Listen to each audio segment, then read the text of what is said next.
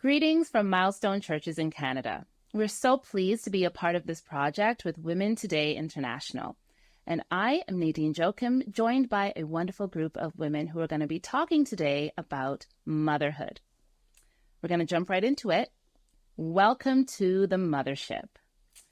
I want you to introduce yourselves and tell us how many kids you have and perhaps how you are most like your mother or your mother figure. You can go first, Jane. Okay. Hello, my name is Jane Sequeira, and I have two boys. Odin is 21, Landon is 19.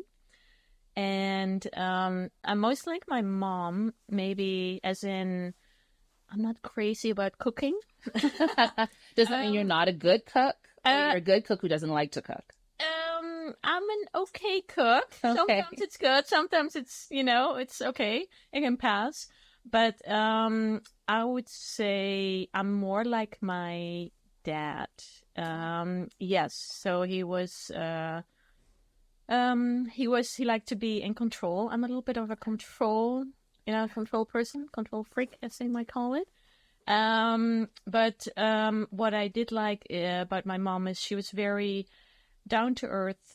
She never wore makeup, and I tend to not do that either. Go natural. And even when I first went on my first date with my husband, he was complaining and he said, "How come she's not wearing any makeup?" So yeah, that's funny.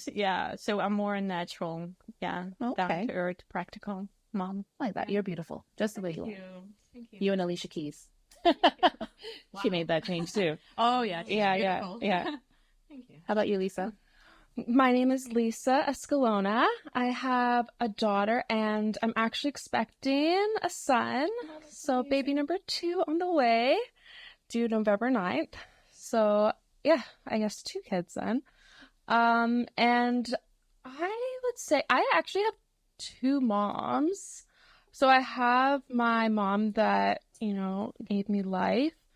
Unfortunately, she passed away when I was 6. And then I have my stepmom. So she raised me from the age of 8 up until adulthood, like currently. So I would say, yeah, I definitely honor both of them as my mother. They both, helped to raise me and make me into the woman I am today. So yeah, I feel like I'm very different from my stepmom. We're very different. Yeah. But we are both very... I don't know, we incorporate spirituality into our lives. So I feel like that's like a common ground for us. And then from what I know about my mother, she also, it's so funny, she also didn't like to cook. And it's funny because I don't mind cooking, but if I don't have to, I won't. I think that's a lot. So I think I get that from her, but it's so funny because my stepmom loves to cook. She's a chef. Oh, no. So it's just so interesting. Yeah. But I love that. Thanks for sharing. yeah, no problem.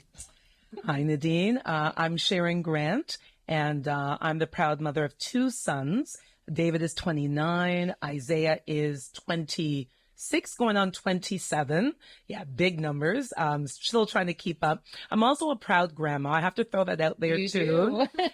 My Jeremiah is 5 and my Eden is 2. And how am I like my mom? I have a lot in common with you, Jane. My mom, I was very much a daddy's girl, but still as well very tight with my mom. And my mom was a very hard worker. I would say I get that from her.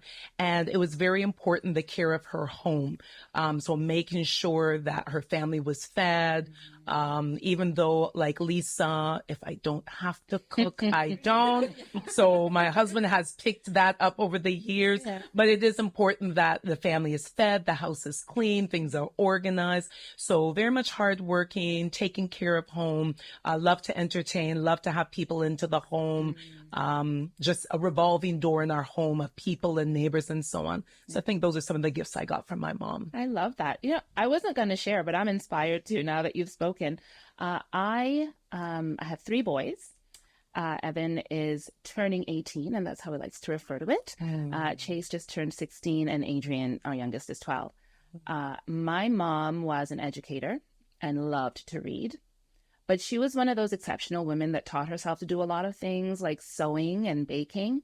And I didn't get to learn those things from her because I, moved away for school. But we both love books, love to read, very much like your mom and yourself, Sharon, taking care of the home and entertaining. And I think I have quirks like her too, just things we pick up on and enjoy and repeat, that kind of thing. Probably because of our love of reading, we just bring it into real life. Yeah. Anyway, I want to start with a general question so we can just kind of warm up and, get things going. So I'd be willing to bet there is not a mom on the planet who does not struggle with some level of mom guilt. You turn your back for a second, something happens, you feel guilty. You were supposed to do something for your child, your home, whatever, you didn't do it, you feel guilty. So not if, but when you guys felt this, what brought on your mom guilt and how did you deal with it? Or if it's not in the past, how are you dealing with any level of mom guilt now? And anyone can answer first, but I'm curious to hear. I don't mind getting things started. Okay, yeah, mom guilt, I think it just comes with the job. yeah. And I think especially in our North American society where it's very difficult, not impossible, but difficult for families to survive on one income, a lot more moms are working. Some that would prefer to do the more traditional route of being at home and raising children, which I did for several years.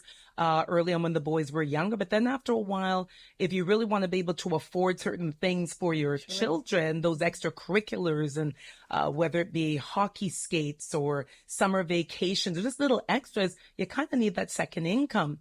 But then there's still that balance and that there's still those societal expectations that you're still a mom, like you're a working mom. And so you still have to take care of those responsibilities at home. And so, the guilt comes in, you're giving one child more attention than the other. The guilt comes in that perhaps, there's a fundraiser at school and all the moms are baking cookies and you don't have time to bake cookies, or you got to go and get the Pillsbury and throw them in the oven because you don't have time to make from scratch. Right. Yeah. So, certain events, again, I was a stay-at-home parent for the first few years, and then I went to work. And so there's things that I miss, the field trips and being able to be there to cheer the boys on at their sporting events. And so guilt. How I deal with that is talking to other moms is so important to gain that perspective. Lots of prayer, just being a woman of faith, just lifting up my boys to God and remembering that God loves my boys more than I ever could. And knowing that I'm human, remember that I'm human and I will make mistakes, and that whatever I can't do, God will kind of fill in the gaps. I was very blessed to have continue to have a very supportive partner. And we work very, very well together. We're a great team. So we do our best to, pinch hit for each other at certain points. So I know not all moms have that luxury, and I know I'm very blessed to have that. But that helps as well. But I guess all in all, remember you're human. Your children know that you love them. Now that my boys are grown, and yes, I may have dropped the ball, but in the end, they know I love them. They know that all the hard work and sacrifices I made was for them. And in the end, they're good with that. Yeah. So. Yeah, no, I feel like I can definitely relate to what you were sharing there. I feel like mom guilt for me is the more I look into the opinions of others and the more I read like articles on how you should parent or what moms this day and age should be like, that's when I feel the most mom guilt. Yeah, that's real. So true. But I'm learning that every mom and every family is in a different situation. Yes. Yeah. And you have to seek the advice that's going to work for your family context, because not everyone is going to have what you have, or, maybe you need to have that second job, or maybe you can afford to be a stay-at-home mom. But I think for myself, I actually enjoy going to work. my daughter, she currently is in daycare. For the first 6 months after my maternity leave, you know, I actually got to make it work with her at home and then me working part-time. So it was best of both worlds. Yeah. And, you know, my husband, he is very supportive too with taking care of our daughter. So it's not like all the pressures on the mom. Yeah. It's like a shared, I really feel like he's very supportive in that sense.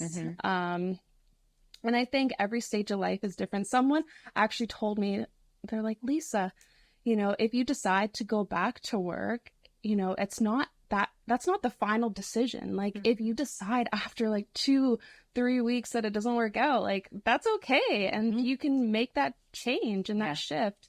So that actually was really good advice for me at that time, because I didn't feel like I was stuck in one decision, and I had the flexibility to, you know, and freedom to make that change if need be. Yeah, I love that.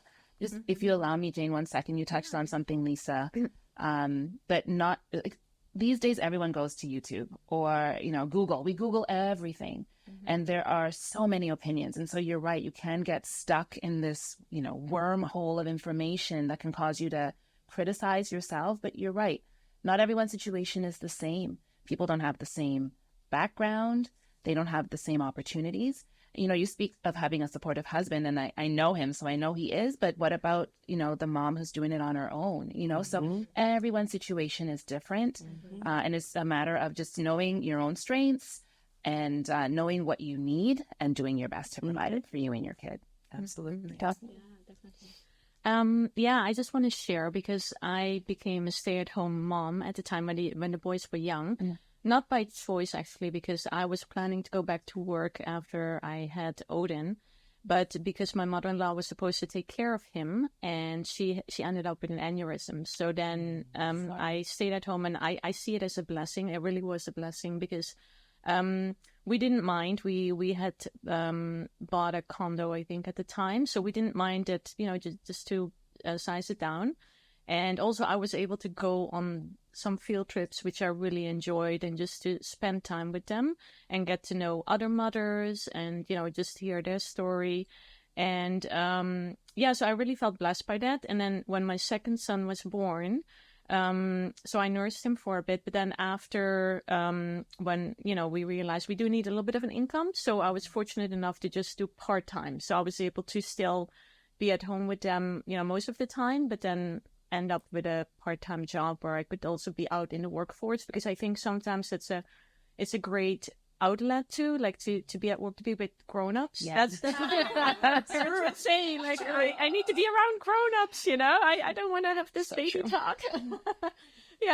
Watching Dora the Explorer and, you know, all those programs. So I remember. And as I do remember, though, yes, we would put them in some sports, but more community center. And I remember when they were young, they did want to do, like, I think my eldest and my youngest later want to do some rep sport, but, you know, we couldn't do it. So, but I'm more like a mom, like, well, if we can't do it, we can't do it. That's the way it is, right? So regarding those things, I'm not too concerned, but your question about comparing, I think that's more a challenge I find for me, because even now, sometimes when I look at, you know, but so-and-so goes to, you know, does this, they go out, they do this, they're able to do, you know, this and that, and their children, maybe my children would be doing better if I would have given them that opportunity or the time. So that's where your mom guilt comes in. Yes, more the time. Maybe I'm not, you know, the greatest mom, and I mean, thank God for friends and, you know, and for God's grace. So So, but it's more that. But then what I find is that when I look back, and maybe it was taught in that lesson too, like, I'm not looking at them, I'm looking at me, because I'm worried what other people might think of me. So it's about me, and it's about my pride and how I look. And that's the convicting part. That's one thing that I always have to look back at. So is it about me, or is it about ultimately what's best for them? Yeah. Wow, thank you for that. Ms. Grant, All right. So you and your husband are amazing, like just staunch advocates for families that are raising kids, especially families in general. Yourself as an educator, a principal, so you have, kids on your heart. But what advice would you give, or top 3 pieces of advice to any families out there, moms out there who are raising children with special needs? Because your advocacy comes because it's very close to your heart. Yes. Right? You have a Yes. son that has special needs. So Yes. what have you lived through? What's been your lived experience? And then how would you advise based on that? Yes. So we started our support group in 2020 during the pandemic. It's something that had been on my husband's and my heart for a few years, just because we knew there was gaps in the system where parent support existed or didn't exist for families. And so in thinking about advice I would give, and so with our support group that we've created, it's not just for parents, because sometimes you have siblings who are supporting a sibling with a disability. You have grandparents because their child, perhaps something's happened and the child is not available to support the grandchild. So the grandparent is now raising or supporting that child.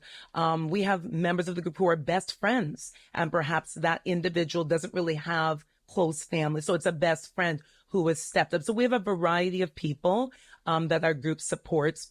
So in thinking about advice I would give, I would say number 1 is find a group. Find a group of like-minded individuals. So our group is a culturally based group. So it supports the Black community specifically because we've noticed those gaps in supports for families. But, you may want to join a group that is disability specific, the Down Syndrome Association, or learning disability, or brain injury, or something having to do with mental illness, whatever the case may be. Find a group of other families, of other individuals who are going through what you are going through. Number 2, self-care. So important. And I always remind people about, the airline staff who remind you, if there's ever an emergency, you put that oxygen mask on first. Our automatic instinct is to put it on the child or on the dependent that's with us. But you're no good to anybody if your cup is not full. So finding a group, self-care, and educate yourself. When you get that diagnosis, so I can speak personally, my son is on the autism spectrum, my youngest. He's on the autism spectrum, and to receive that diagnosis is devastating. I think I went to a depression. I don't know if it was clinical, but a depression of funk for a good couple of months. I did not know how to get out from underneath. I would say both my husband and I. And my husband understood that much more because of his studies in school, psychology and the brain and so on. I think it really hit him even harder than me on that kind of academic level. But after a few months, I said, nope, someone's got to get up, brush up their knees, and get to work, because our child is voiceless. And if one of us does not get in the game, what's going to happen to him? Because all the prognosis is very negative if you don't get those supports in the early years. And even if you get the supports, the prognosis are quite negative, what you see on Google, on the website, and so on, that tells you how to parent and so on. So I went about getting my PhD in autism, tongue in cheek, but webinars, seminars, books, any conferences, any information I could get my hand on, I took advantage of it because I needed to know what future there was going to be for my son, and wanting to educate the family, my faith family, my cousins, my extended family, and so on. But it has to start with me. So the 3 things are: find a group, don't isolate yourself any more than you have to, self-care, and educate yourself. It's work, but it will get better, but you have to put in the work. You have to put in the work regardless. As a parent, raising children is work. Raising a child with an exceptionality is an added layer, but providing yourself, getting those tools, it makes the journey just a little less bumpy. I appreciate you sharing that it impacted you so much emotionally. And of course it would, because it's your child. And I think immediately you think, well, what's their future going to look like? How will I support them? We're not going to be around forever. We want to set them up, in the best way for what comes next. Yes. So what did that start to feel like and look like for you? For a mom that thinks, she's trying to make an assessment of herself. Like, what am I feeling? She may not necessarily know how the news may be impacting her. Like, how did you know that you were going through a depression? I'm usually very upbeat. If you haven't noticed already, upbeat, positive, forward thinking. But during this time, I describe it. You know when you watch the cartoons and some would be going through something, they had their own little cloud over them. Yeah. That's how I felt sometimes. Like I felt like I was on autopilot, crying a lot, not wanting to talk about things, mad at God. I will admit I was mad at God. It was very difficult to pray. It was very difficult because I said, why me? I've served you for how many years? I'm a good person. Our firstborn son was very typical. As I say to people, that wonderful book, What to Expect When You're Expecting. My husband and I, we read it from cover to cover. And David followed that book from beginning to end. When it said he's going to do this at 6 months, he's going to do this at 18 months, David did it. With Isaiah, we threw the book out the window. I mean, this is symbolically, but because with Isaiah, there was no following the book. We had to kind of write the book as we went along. And that was difficult. And I think because we didn't know anybody. And again, this is another reason for my husband and I creating this support groups, especially for the Black community that we've created, because we felt like, okay, are we like the 1 in 1,000 Black families that's been afflicted with this, that has a child with a disability, that has a child with autism? Because when I went to support groups, I wasn't seeing other racialized families.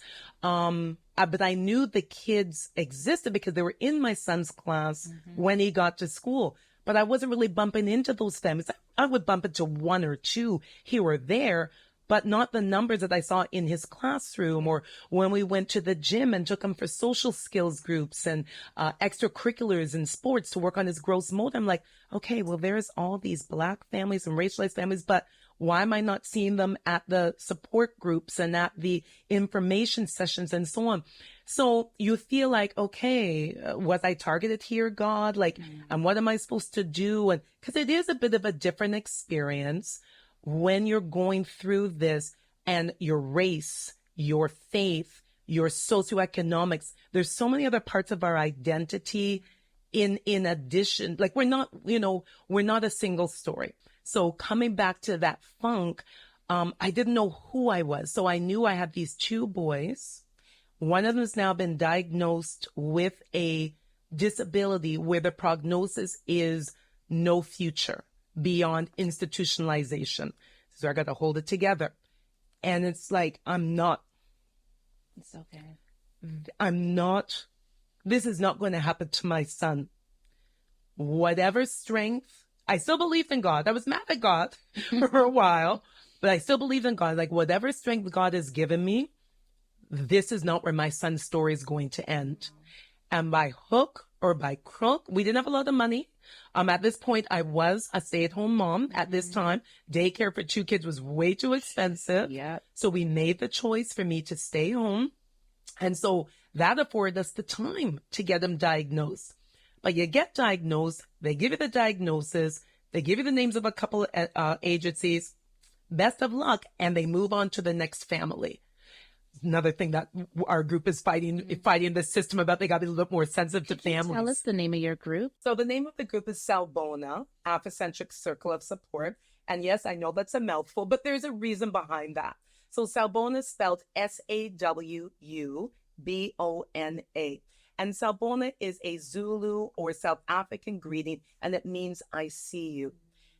Our group was originally called the Black Parent Support Group. But as we've continued to grow and evolve, and we are, serving and connected with families from across Canada, the United States, the Caribbean, Africa, families are sharing that they at times have felt unseen, not just isolated, but unseen. They feel like their child with a disability is unseen. They feel unseen. And so we thought the name Salbona will hopefully communicate to our families and to the world at large. Well, if no one else sees you, we see you. I love that. And just to make it clear, our group is not just autism specific. And yes, we do have a son on the autism spectrum, but we support families with children, siblings, grandchildren from all types of disabilities and exceptionalities. So it may stem from Down syndrome, physical challenges such as cerebral palsy, learning disabilities, multiple diagnoses. So really what brings us together is our experience of being Black and raising a child with a disability, living at that intersection of race and disability. But there's so many pieces to one's identity, right? You've got your socioeconomics, you've got your status in Canada, if you're a newcomer to Canada, or if, you were born and raised in Canada, now you're raising your child in Canada. So there's so many more pieces to our identity. And I think of that very famous TED Talk, and it's by an African woman, I forget her name, but the title of the talk is Not a Single Story, or You're Not a Single Story, which really is alluding to the fact that our identities are complex and have a lot of angles, a lot of sides to it. So we sit here as mothers, and most definitely that's what brings us all together. But there's so much more to our identities with how we were raised by a step parent, being able to be home, having the income to be able to be home, or maybe not having the income, I've been able to make that decision to be a stay-at-home parent, the careers we've taken on as a pastor, as a school principal. And so there's so many pieces to our identity. And those pieces also will impact how we parent our children.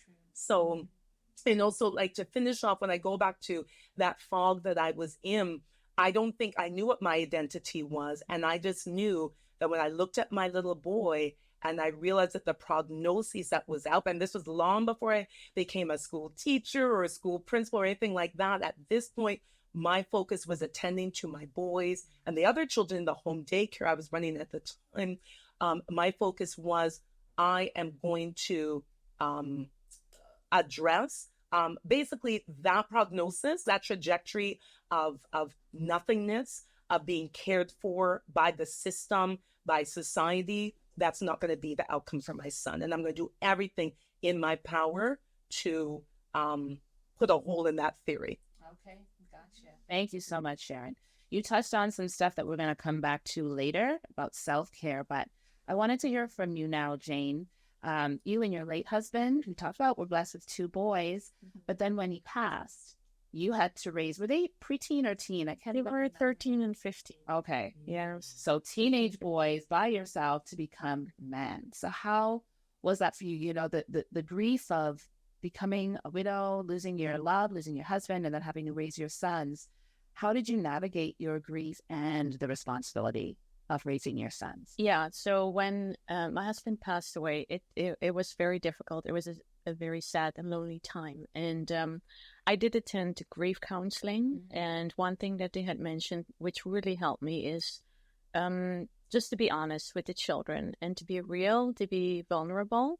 And that really helped because, especially with boys, they don't really speak about their feelings. So sometimes I would just, if I would have a moment where I would think about Derek or I would feel emotional, then I would ask them, I would tell them, I feel a little bit, I feel sad because I miss Daddy. And then I would just ask them questions. Do you miss Daddy? And, what do you miss about him? Mm-hmm. So just being very real. And I think the thing that really helped me through that time is I had a really great support system, like the sisters, like my closest friends.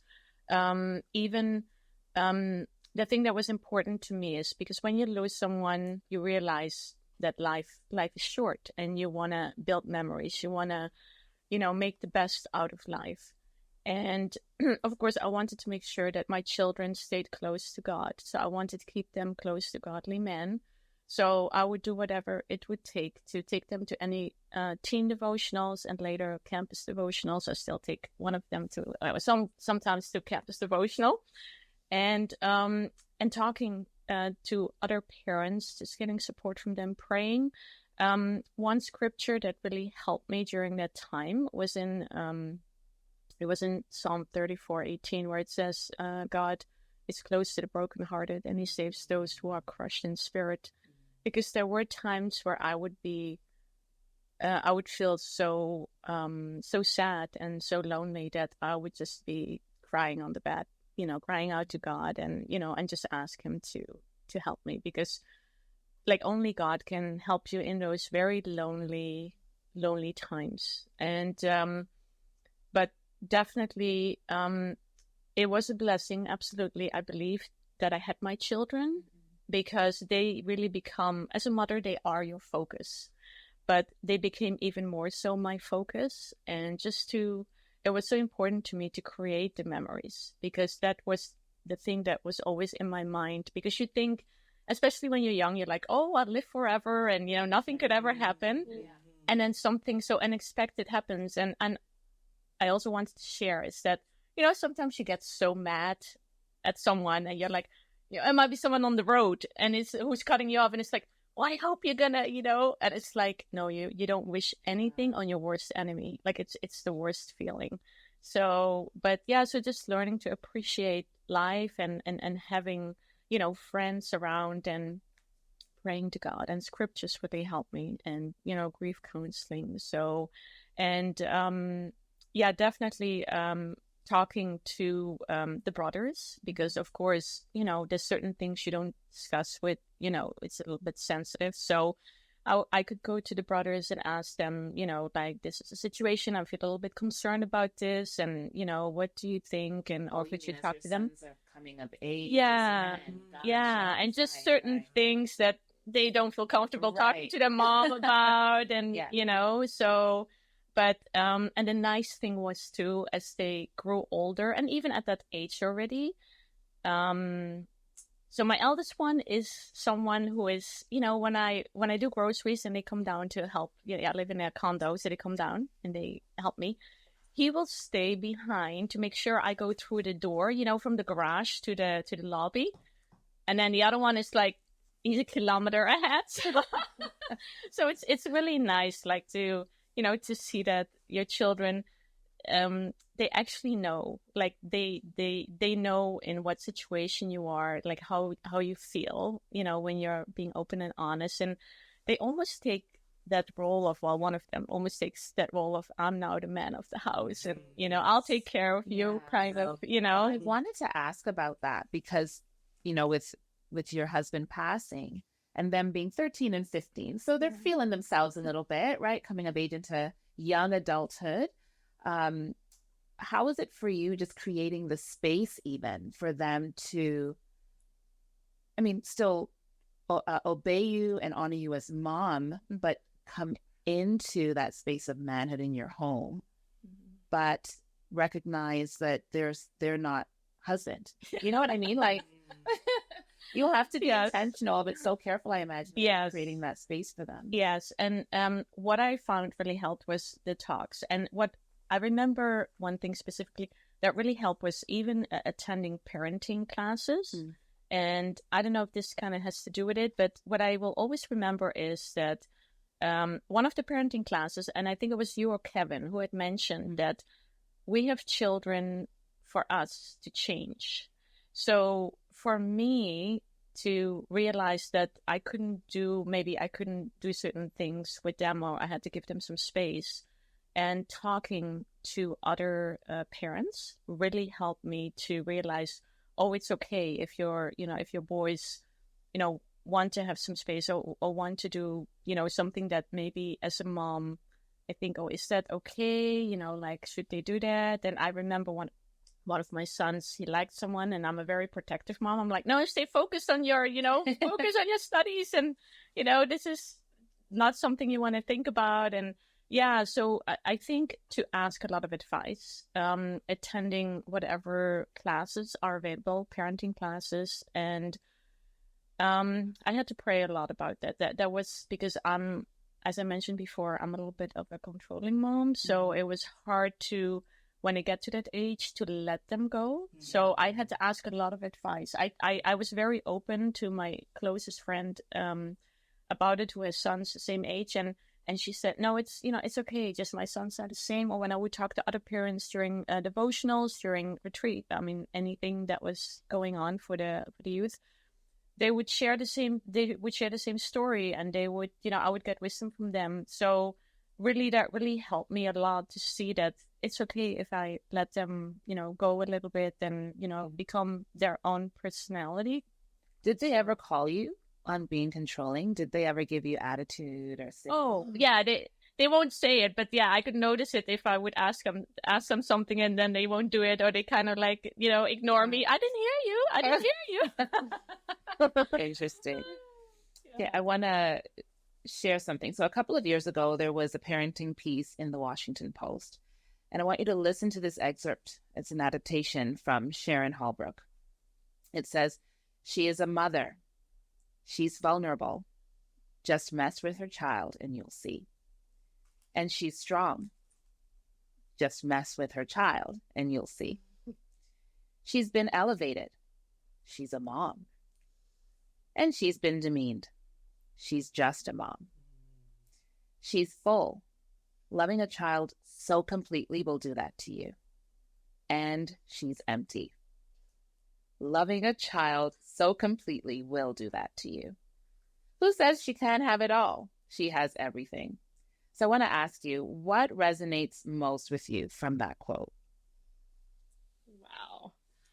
I honestly feel like everything, first of all, resonates with me. I feel like it's so relatable. Just going back and forth from, just a mom, but you are mom as well. Yeah. And then being full, but yet empty at the end of the day. From the same thing. The same thing. Yeah. So it's just, I find that quote very relatable. And also, it brings me comfort in the sense where, okay, all moms feel this or can feel this to different extents. And I feel like for me, I feel like the last 2 points, maybe resonate. Full and empty. Yeah, I feel like having a child brings so much joy, and there's just so many things, just seeing them grow, even just from when they're like just a little baby, and to see them stand and then walk. But then when you're chasing them around for hours at like a wedding or at an event, and you're just like, I need help. Or I can't do this. I'm just so tired and drained. So I feel like that last part definitely resonates with me a lot. I don't know. What about you guys? I'm with Lisa. It's everything resonates. There's a special relationship between mother and child, different from father and child. Not better, but just different, And you have a child, and then all of a sudden the mama bear comes out of you, like you develop claws and teeth, and no one is going to touch or trouble my child. And you want to protect them from the world. You don't want any harm to come to them. But then you realize you gotta let them fall. You gotta let them get a couple of scars, because that's how they learn. And being, I think, here on our panel this afternoon, parent or mom to the oldest children, you also got to let them go. And, my oldest son is now married, and, you want them around with you forever, theoretically. That's not a healthy relationship, right? But you want them around with you forever. You don't necessarily want them to move, thousands of kilometers away to Nunavut, Canada, David. But that will help them grow and be better and find themselves. So it's the mother-child relationship is so full, but it can be so taxing on you spiritually and emotionally and physically. But I believe it's a role that not many mothers would not do. Like we would do it again and again and again, because in the end, it's so fulfilling and it's just so meaningful and just such a beautiful relationship, So it's a beautiful quote. I loved it. How about you, Jane? Yeah, I totally agree with these ladies. And I just wanted to also add that being a mother, like I could relate with being empty. I mean, being empty. Full and One empty. empty, yeah. And full, I think about, I mean, Lisa will remember better as, when your baby child, when they sleep at night and it's so peaceful. Mm. I mean, that's the most beautiful sight. And then when they graduate, when they accomplish something, it's the most amazing feeling. And it's true. I mean, I personally think it's true that they say that even though it's painful, like as soon as the baby comes out, I forgot all the pain. Yeah. How about you, ladies? But the pain was gone. 100%. So yeah. thank God.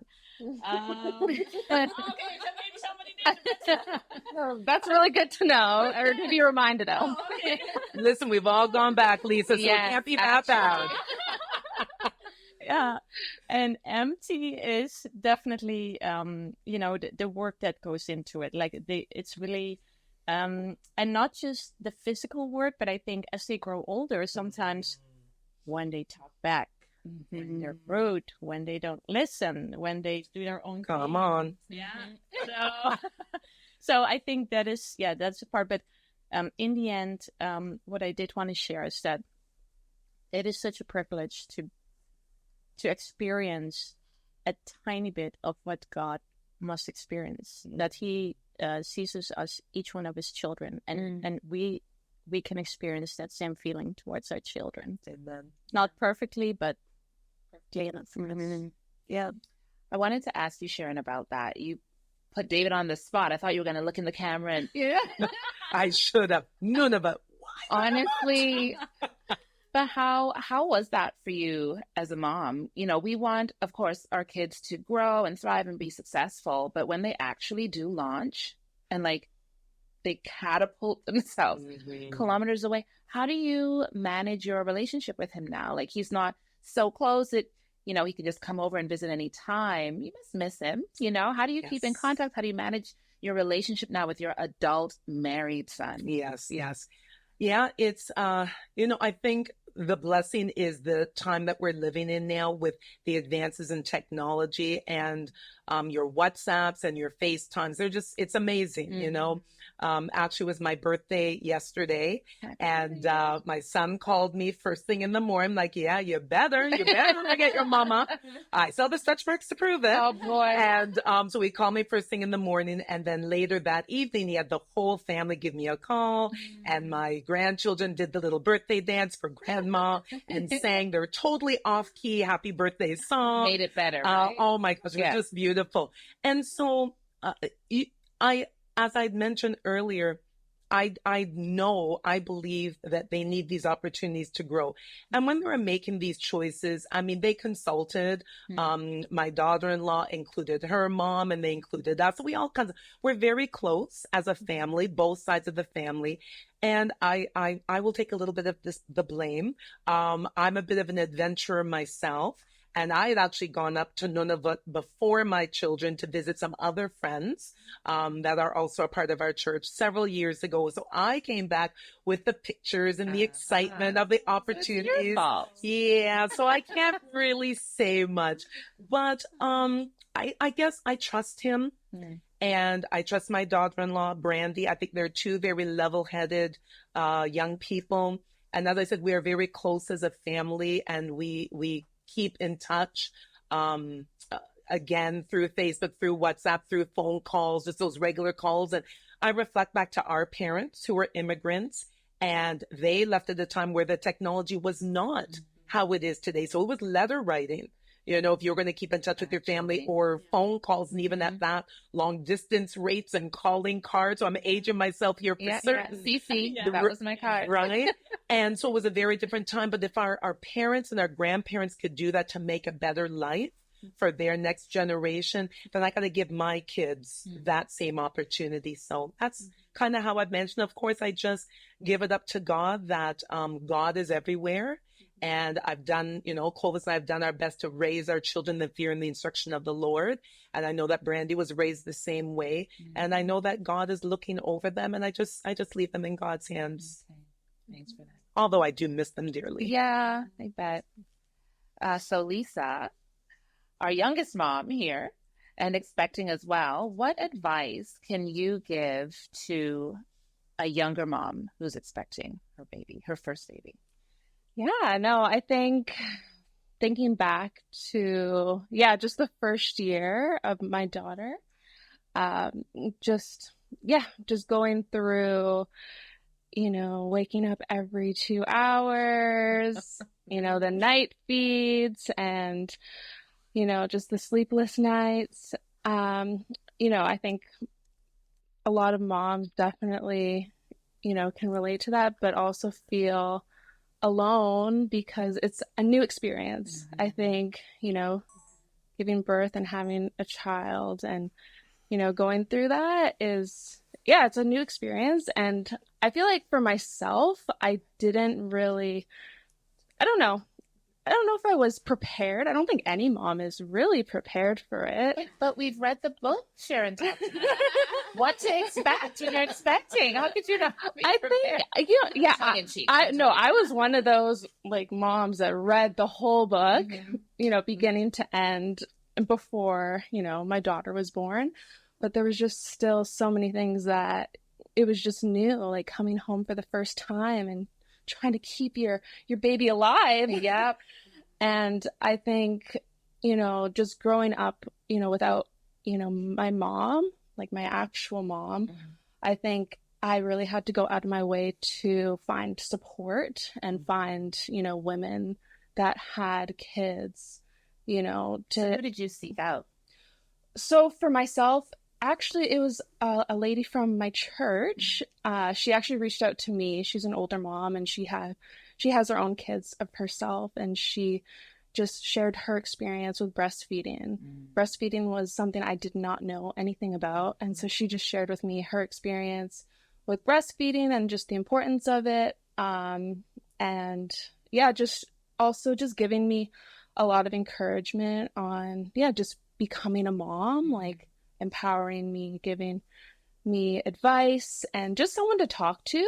I think no one really knows until they go through it. But when you have someone there to walk beside you and to, answer questions that you have and to share their experiences with you, I think it was really helppful for me. Was there one thing that was like, oh my gosh, why did nobody put this on the card at my baby shower?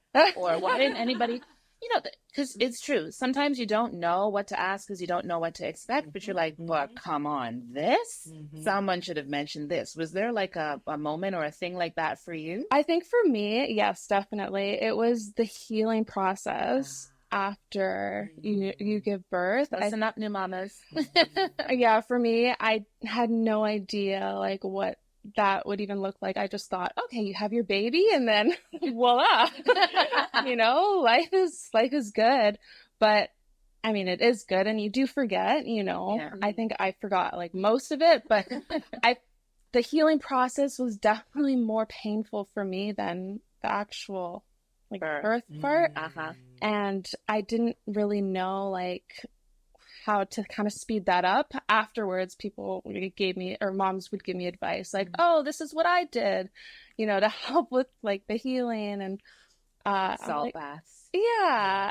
So just those little tips like I learned after, which I mean, now I know. And now I can share, with other moms. And I think that was something that I just learned, when I went through it. So what about like being prepared emotionally? Because I think you're right. There's this, utopian view of motherhood and the bliss and the baby smells and their chubby little knees and all that stuff. But for the sleepless nights and maybe even the expectation that you will nurse, and some women find that they cannot. And then you're battling with the emotions or the mom guilt, because now we're, back to where we started. I should. Bury yourself in shoulds and dirty diapers, right? Right. I should be able to nurse. My baby needs this. I can't. So how, like even on an emotional level, to prepare for some of the stuff that probably won't work out. If the baby's tongue is tied, they can't nurse. It's not you, it's them. Or if you're not producing enough milk, emotionally, what would you say helps to prepare yourself? I think for me, it's just finding like people that are going through the same stage of life with Community. Yeah, community, Yes. which was Yes. already mentioned a couple times. And I totally agree. I think when you are journeying with a group of people that relate to you, that can feel your pain, but also celebrate your victories, Yeah. I think it helps to, just get through those bumps or those trials that you face. And then also just learn from them, learn from each other, and seek advice together. You know, I think when you're with such a big group, though, the other thing is you get so much advice. You can't take everything. Right? You can't take all the advice. You can only take like what is going to apply to, you know, your family and your situation. So I think definitely like filter out everything that, you know, maybe is not necessarily needed, but just to save those like nuggets that will actually be helpful. So, yeah. Well, I'll give you a little nugget. I don't know if this was your experience, Sharon or Jane, but I was told, okay, so really quick, funny story. I had my second son at the hospital. And then after he was born, I started to feel these crazy cramps and pains. I actually thought they missed a twin or something because the pain was so intense. It felt like labor pain. And the nurse said, oh no, it's because this is your second baby. Your uterus has to try extra hard to get back to original size. And so that pain can be more intense. And I asked her, like, so can I get an epidural for this? Because this is nuts. So I had to take Tylenol and Advil within each dosage period because, well, for me, maybe I'm a wimp, but I did not experience that level of pain right after having my first son. It was after the second that it was really intense. So Wow. Yeah. you can package that and open it or not, but just in case. Yeah. Just in case. So I have a question. What do you do regularly that helps you to stay in touch with who you are as a woman, not just a mom? Because I think it was you, Jane, you talked about how it was raising your boys after Derek passed away. And I think you said that the boys become your focus even more so. And we get it. We're moms, right? Our kids are our focus. But how do you stop yourself from losing yourself in that role and forgetting to take care of yourself, the self-care that, you know, Sharon was talking about earlier? I think as the boys grew older, I think maybe it's harder when your children are young. But as the boys grew older, they became more independent. But also what I realized is that for me to be able to do well and to, you know, not to become, you know, so focused, I had to take care of myself, not just, you know, physically, emotionally, but also spiritually. And, you know, and it was mentioned at a lot of the, like, I think there was maybe Women's Midweek. And so it was mentioned. So I realized I have to do some things for myself too. And also because I had some health challenges. So I said, okay, I have to look after my health. And then when I got into, let's say, exercising or even, you know, watch what I eat and stuff. And one thing that I always enjoyed was getting together with my friends. So just going back to, you know, doing stuff with I remember when I was married, I would always want to do things with my husband and with my children. And then, you know, after a while, when it was me and the boys and they became more independent, I was like, oh, I really enjoy this, you know, this high tea or this get together with the sisters or just with friends from, you know, from that I met. And I'm like, yeah, you know, I like to be able to talk as, you know, woman to woman or sister to sister. And so I think over time and just by seeing, you know, getting opportunities. And I think with me, I have to be kind of maybe something sticks out to me. And then I'm like, yeah, I kind of missed that. There was the women's event a couple of months ago. Okay. I was like, oh, I really enjoyed this. And, you know, so such kind of events also, they help me to realize, yeah, I do need to do things for myself and I don't have to feel guilty about it. And because when I'm doing well, then I'm better able to take care. Like the mask analogy, right? Yes. So, yeah. How about you? Yeah, no, I think I'm definitely, my love language is quality time. So I need to spend time, with people, whether it's being intentional. I think just being intentional, like at this stage of my life with having a daughter that's 2, it's not like the easiest thing to go out with friends or even just my husband, like just the 2 of us, unless we plan ahead. So my husband and I, we try, Sunday evenings to just plan out the next week or 2 weeks. And, that could be my time to plan, okay, this is the time in the week that I'm going to do this or meet up with this person. And if we communicate that with each other beforehand, then we can plan for it and have that time to look forward to. So I think right now at this stage of my life, I need to be very intentional with just planning ahead. So yeah, spending time with, sisters, or even if it's just family or friends, or even like a date night, finding babysitting, stuff like that. It's like doing the stuff that feeds the girl you were before you add it to your scenario. Got it. Yeah. How about you, Sherry? Yeah, I really don't have much more to add. I think you've said it. Definitely harder when the children are younger. So you definitely have to be intentional about it and remove the mommy guilt. As we've all shared, we're better for our kids sometimes when we're away from them for a little while, right? I'm myself not a very girly kind of person. I've kind of gotten that way over the years. So going for a mani pedi, using that benefit plan, getting a massage, going to the gym. I love the gym, but since the pandemic, I've actually created a gym in my basement. So working out so that, when I look at myself, I feel good about what I'm seeing. Not being a size, whatever. It's not about being that size, but feeling healthy, feeling strong, feeling like, okay, I've got what I need to conquer the day ahead. So echoing what you both said. I love that. So we're going to switch gears a little bit, get a little more serious. What's the hardest choice you've had to make as a mom? Oh, anyone jump in? Anyone jump? Okay. I don't mind. Sorry. I actually, it took me a little while to think about this one. So my 2 boys are very different, one with a disability and one without. So in speaking about my oldest son, one of the hardest things we had to do where he's concerned is 1 year he was really behaving badly. He was not doing well. It was high school. He wasn't doing well, not doing well academically, but we knew he could, being disrespectful at home. Different things were going on. So we banned him from sports for an entire year.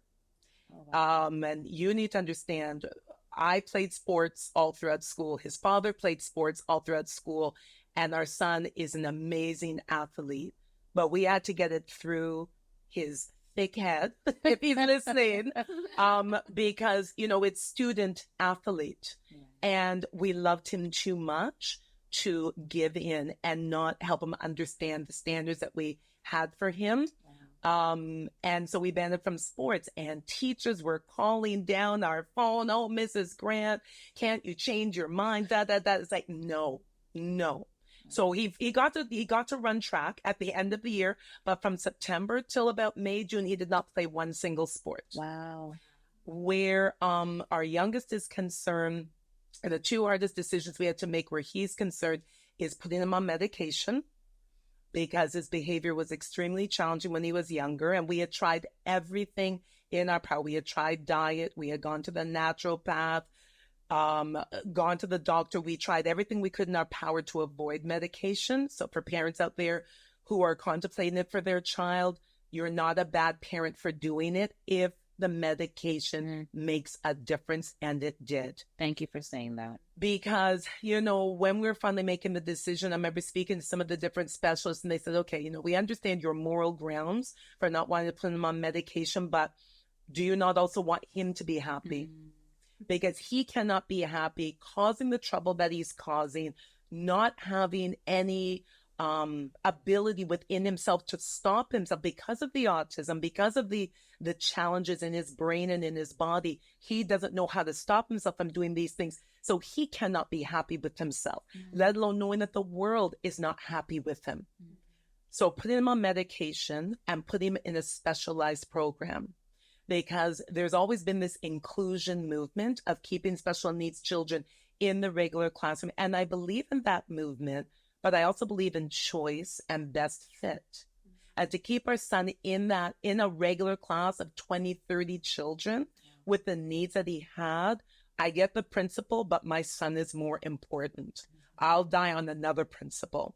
So those are some of the really tough choices we had to make for our boys. And we wrestled and we cried and we prayed. But you got to do what's best for your child and your family. Yeah. So I have to ask, did it work with David when you took him out of sports? Like, how did he react?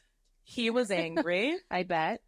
But, by spring, we figured, okay, you've humbled out here. Okay. You understand So it mom made a and dad's difference. mean business. Oh, yeah. By grade 11, he was off the charts academically. Oh, wow. So it worked. Okay. It worked. So sometimes you have to be bad cop, because our job is not, yes, we are our child's friend, but we are their parent first.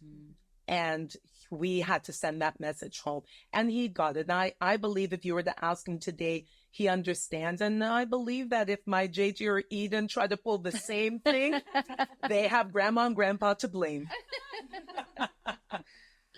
Love it. How about you guys, Jane or Lisa? Hardest decision. I guess for me, as I shared before, just to be a little bit vulnerable, I am a very controlling parent. So from the time they were young, I raised, I raised them, and I like to know what they were doing, where they were, and I would have my comments and stuff.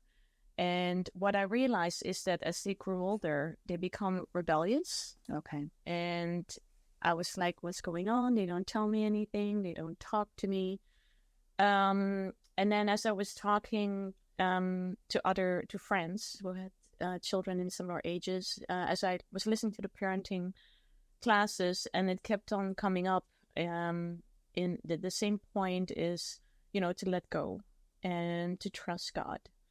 So for me personally, and it's better now, but it was definitely difficult. One light went up when Landon went to Waterloo. So he's in Waterloo. He studies at university. And I was sharing with his sister. I said, I'm so concerned. He's out in the world, and he's, his mind is easy moldable. And, you don't know what's going on right now and what he can participate in and what they're going to try to convince him to do. And she said, well, remember that God loves your son more than you do. And by you acting this way, it shows that you don't trust God. And that really hit me very hard. And I was like, by my controlling behavior, it shows that I don't trust God, even though God knows better what is going on. And even now, sometimes, because to me, I have expectations. It's like, you should be a certain way because they're both baptized. And you should be a certain way. You should attend all the devos. You should do this. There's that word again, should. Yeah. Yeah. And it's like, oh, what will it look like? And it will reflect back on me, and you won't get, the spiritual feed and everything. But what was mentioned to me over and over again is that God sees their heart. And then sometimes things would happen that I'm like, oh no, they actually, they do go to devotionals, and they do, they are involved. But yeah, sometimes I'm still a little bit, because they're more out, like especially one of them is more out, on his own and not as much involved. So there's always that fear, that he might forget about God or might forget his values. But then every time when he comes home, I see that no, he didn't. So it's really the hardest thing for me was to just surrender their hearts to God, and to trust God. I can be controlling too. It's just, if you can avoid it, just all the unnecessary other stuff. But as my boys have gotten older, I've realized trusting God 100%. But you know what they need to hear? I trust you.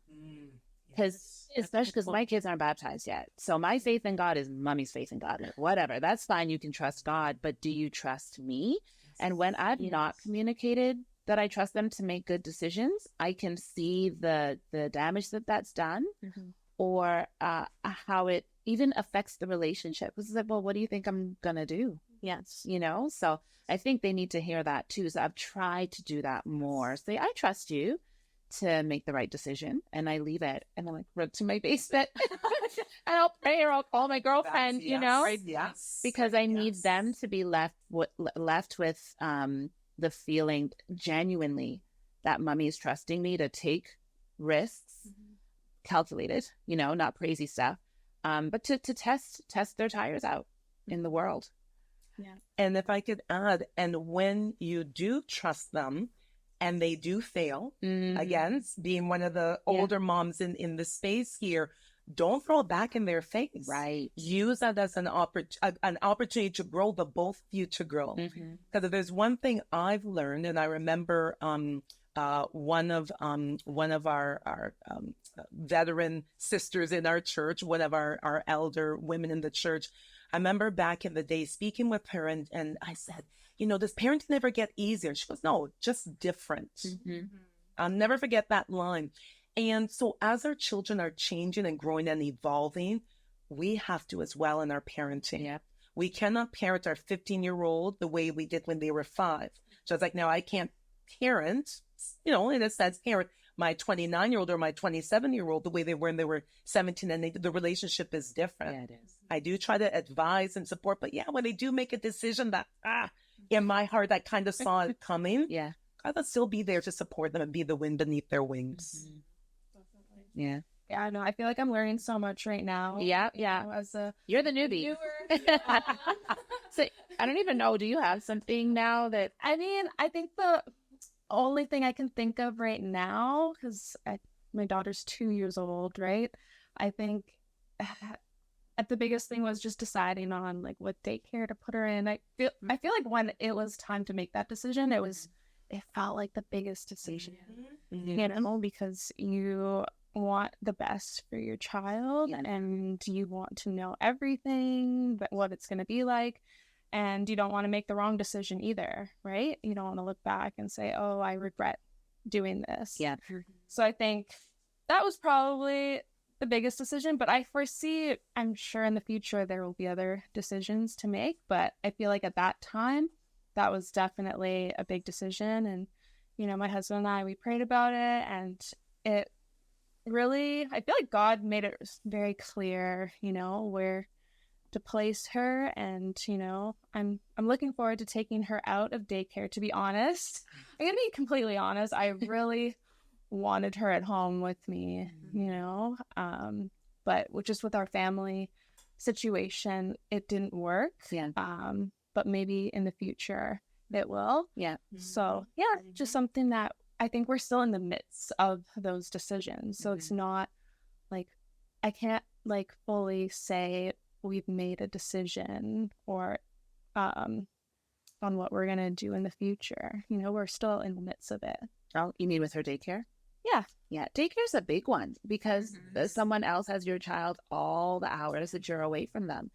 They're socialized, they're being fed, you know, and so, yeah, you don't want to feel like you got it wrong. I remember we were even having a friend watch our child, and it's like, well, we know this person, but what about the extensions of their relationship, like their son's friends that may come over, or, you know, other people that are in their environment that we don't know. You have to pray, you know, for God to watch over your little ones while they're not in your sight. But yeah, it may not feel like, compared to other decisions like medication for a child or whatever, like it's the biggest decision, but at that stage, little kids, little problems, big kids, big problems, right? Or bigger problems. Yeah. Good way of putting it. Yeah. Well, I can't take credit for it. I heard that somewhere. So how would you feel like your purpose has evolved since becoming a mom? Your purpose as a woman, as a disciple? So when I became a Christian, like right away I was asked to be in leadership. And then when we got married, we were taken out for a bit. And then when we came back, so because we had left, and then we came back in 2004.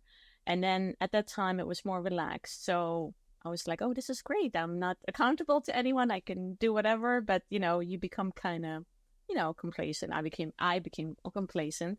So it was mentioned many times that they were doing different groups, or, you know, and I know that God gave me certain gifts. I was capable to lead. I just didn't want the responsibility. But then when it was mentioned about the different groups that they offered, that you could do different groups, and God just put like, oh, what about widow? So, and I was kind of scared because I was like, oh, I don't know if I can do this, and I'm not that spiritual and this and this. But then I thought, no, let me just do it. I talked to some sisters and they said, yeah, I think it's great. And then, of course, I wanted to make sure, because there's always the insecurity. I said to some of my friends who were widows, I said, you're going to be in my group, right? I don't want to have no one in my group. And she said, yeah. And I'm like, okay, good. At least I have one person who's going to join. Mm. And then as the group, it's a small group, but I got to know women in that group. And the things that I learned from them, I mean, the wisdom that they have, the same, you go through similar experiences, the pain, the suffering, the, raising children on your own. I learned so much, and I really could see how God had really blessed me by having the faith to start that group. But also, some people would bring their friends. There was one brother who said, "Oh, this lady at my work, she just became a widow."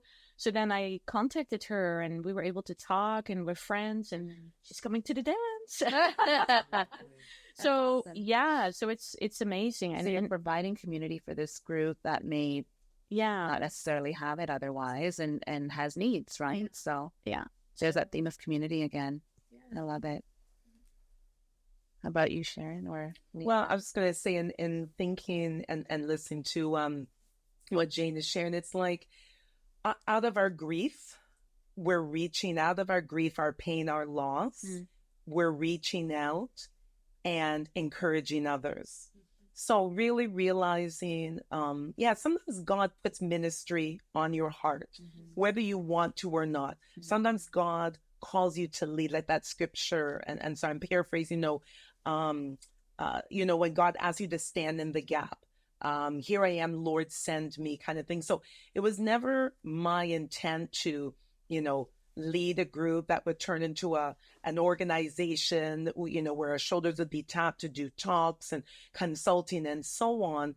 But it's in going through my own lived experience, my own sense of isolation, my own sense of at times being excluded as a Black parent, where I started to reach out to others, and we're able to have talks about, facts and needs and resources and services, but also go deeper than that and talk on the spiritual level and talk on an emotional level and really meet each other's needs that way.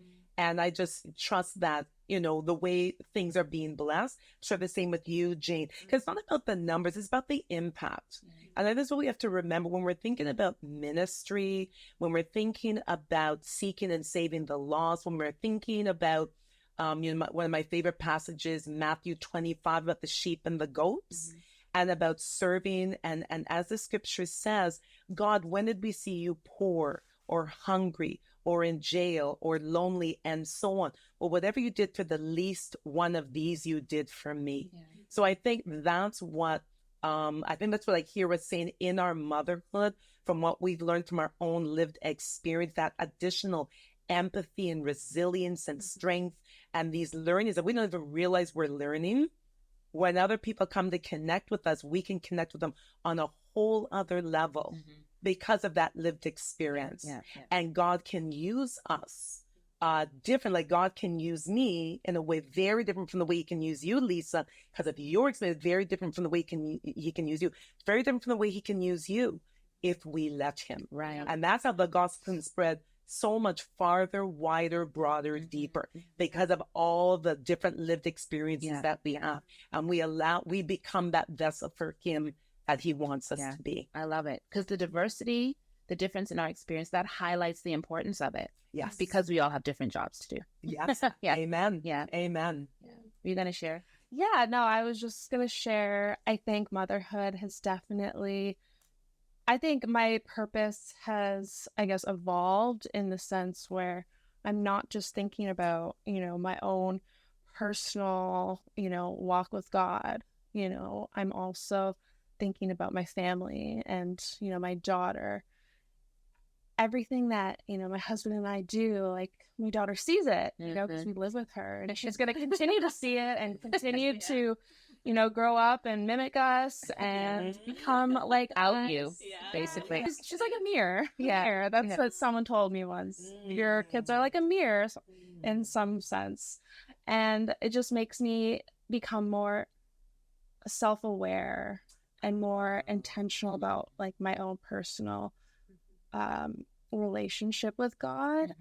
And, I think in the future, I pray that, God will continue to use my husband and I, to, continue to make an impact. And, I think just with my daughter being so young right now, I think it's just going to be interesting to see as she grows up how she's going to become and who she's going to be. And I think it's just going to be more revealing over time. Yeah.